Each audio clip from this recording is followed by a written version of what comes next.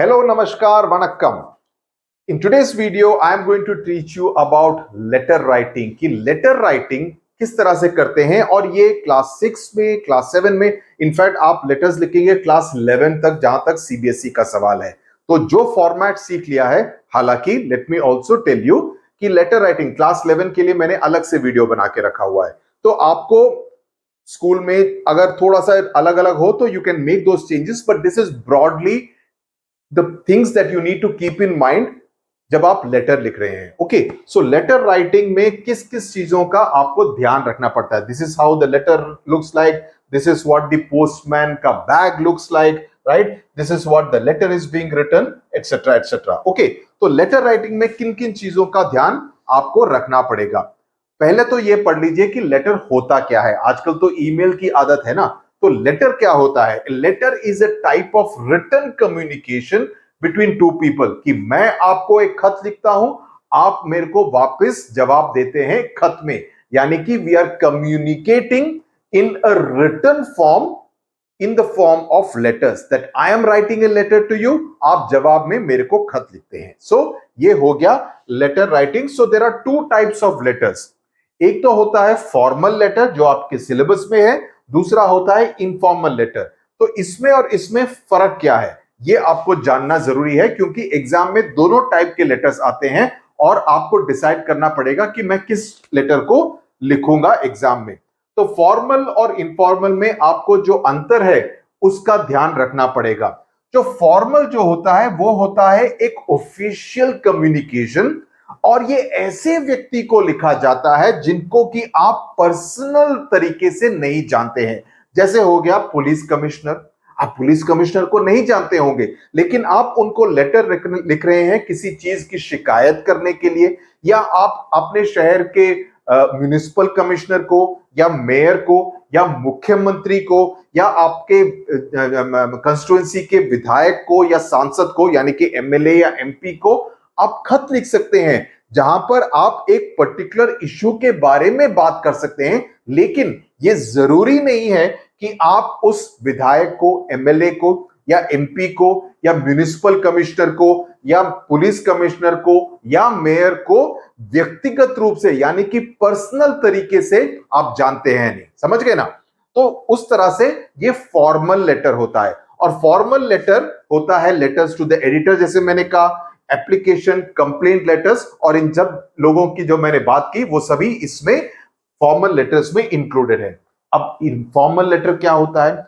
Formal मतलब औपचारिक, informal मतलब होता है कि जिनको कि आप जानते हैं। तो ये होता है personal written communication to people who you know, like friends या रिलेटिव्स। आपके मामा हो, चाचा हो, चाची हो, बुआ हो, आंटी हो, अंकल हो, भाई हो, पेरेंट्स हो, उनको जब आप खत लिख रहे हैं, आप हॉस्टल में रहते हैं, आप अपनी मदर को खत लिख रहे हैं कि मैं इस दिन 14 तारीख को आऊंगा, इस ट्रेन से आऊंगा, 5 बजे शाम तक मैं घर पहुंच जाऊंगा। ये हो जाएगा informal letter, because you are addressing it to your mother और फादर। या आप किसी दूसरे शहर में जा रहे हैं तो आप अपने कजिन ब्रदर को लिख रहे हैं कि मैं इस दिन शाम को 10 तारीख शाम को 6 बजे तक घर पहुंच जाऊंगा। ये हो सकता है थैंक यू लेटर्स, या इस तरह का कम्युनिकेशन जैसे मैंने अभी बताया, जहां पर आप जानकारी दे रहे हैं, आपसे कोई गलती हो गई है, आपने किसी से किताब ली अपने दोस्त से, वो किताब फट गई या किताब पर चाय गिर गई, वो किताब खराब हो गई, तो आप एक अपॉलॉजी लेटर लिख रहे हैं, यानी कि माफी मांगते हुए। या और आपको ध्यान रखना है कि ये सारे जो इनफॉर्मल लेटर्स हैं, the tone of the informal letters is generally in a friendly way it is written. अब आगे चलते हैं इनटू मोर डिटेल। ओके, और डिटेल में बताता हूं मैं what makes a letter good, कि लेटर को अगर आपको अच्छा लिखना है तो किन बातों का ध्यान रखना पड़ेगा। पहली बात ये कि जो सेंटेंसेस हैं, लंबे चौड़े सेंटेंसेस मत लिखो कि आगरा से शुरू हो और जाके बेंगलुरु में खत्म हो, ऐसे सेंटेंसेस नहीं लिखने। छोटे सेंटेंसेस लिखिए। इससे फायदा ये होगा कि आप छोटे सेंटेंसेस लिखेंगे, और ये जो मैं बता रहा हूं ये क्लास 6, 7, 8, 9, 10, 11 सबके लिए लागू होता है। ये आप ग्रामेटिकल मिस्टेक्स करने के चांसेस कम होंगे। जितने छोटे सेंटेंसेस लिखेंगे उतने सही सेंटेंसेस लिखने के चांसेस ज्यादा हैं। So write short sentences which do not confuse and they are clear in the message you want to convey, कि आप जो कहना चाहते हैं वो बिल्कुल साफ हो। दूसरी बात ये, जो डिटेल्स आपके प्रश्न में पूछे नहीं गए हैं उन डिटेल्स को अवॉइड करने की कोशिश करो, उसको जबरदस्ती लेटर में घुसाने की जरूरत नहीं है। जिन डिटेल्स का आपके क्वेश्चन से कोई भी दूर दूर तक वास्ता नहीं है। तीसरा ये, ग्रामर सही होनी चाहिए। गलत ग्रामर, गलत प्रेपोजिशंस का, गलत नाउन्स का, गलत एडजेक्टिव्स का इस्तेमाल करेंगे तो मार्क्स कटेंगे। तो पार्ट्स ऑफ स्पीच और टेंसेस एंड वर्ब्स का ध्यान रखना जरूरी है। ओके, पंचुएशन, कहां पर कॉमा लगाना है, कहां पर फुल स्टॉप लगाना है, कहां पर हाइफन का इस्तेमाल होगा, उन सभी बातों पर ध्यान देना होगा। You will lose marks for every error, her error के मार्क्स कटेंगे। ओके, ये लैंग्वेज की बात है। द टोन इज इंपॉर्टेंट, जैसे मैंने कहा इनफॉर्मल में दोस्ताना होगा, फॉर्मल में एक काफी फॉर्मल तरीके से आप बात करेंगे क्योंकि आप उस व्यक्ति को पर्सनल रूप से नहीं जानते हैं।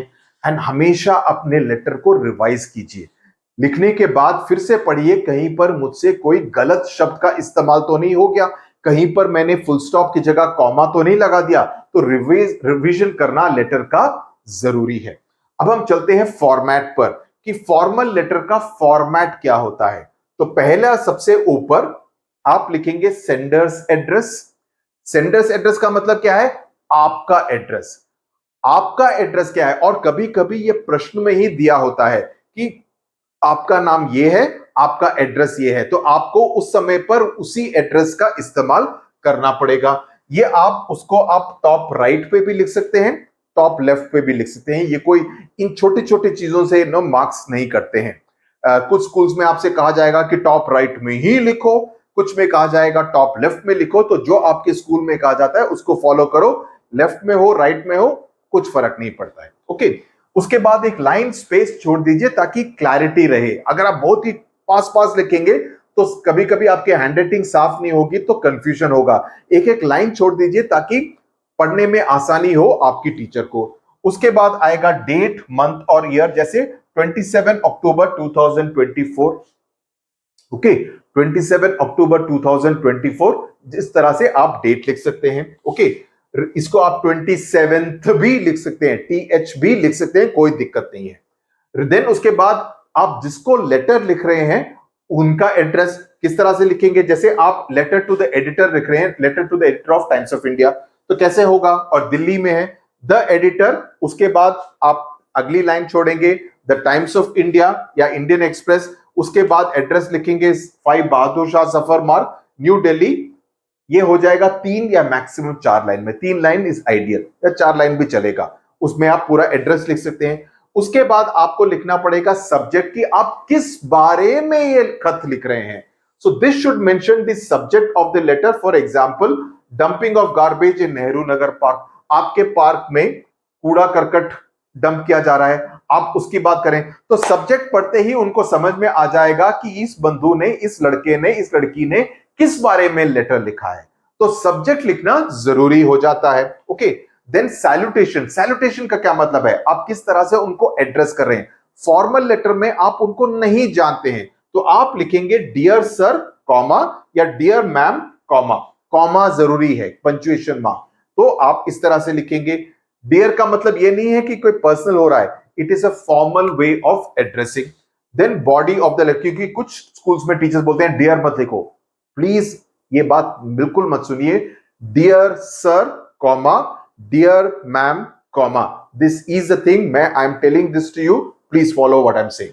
देन उसके बाद हम आते हैं actual body of the letter पर।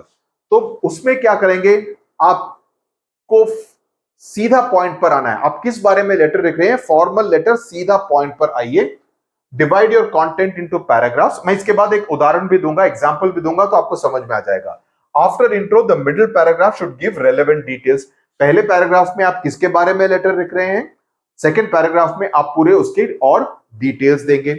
सुटेबल क्लोज क्या होगा, you should request the official to do the needful. ये लास्ट पैराग्राफ में आप, या सेकंड पैराग्राफ के लास्ट लाइन में आप ये कहेंगे कि I request you to do the needful at the earliest. Clear the garbage at the earliest.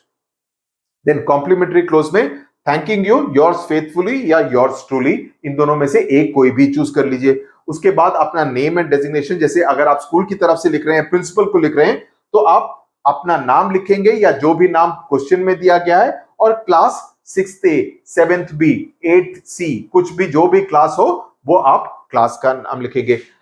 Informal letter का फॉर्मेट क्या होता है, इसमें थोड़ा सा अलग रहता है, क्योंकि आप अपने अंकल का, अपने चाचा का, चाची का, मामी का, मामा का एड्रेस नहीं लिखेंगे, आप अपना एड्रेस लिखेंगे।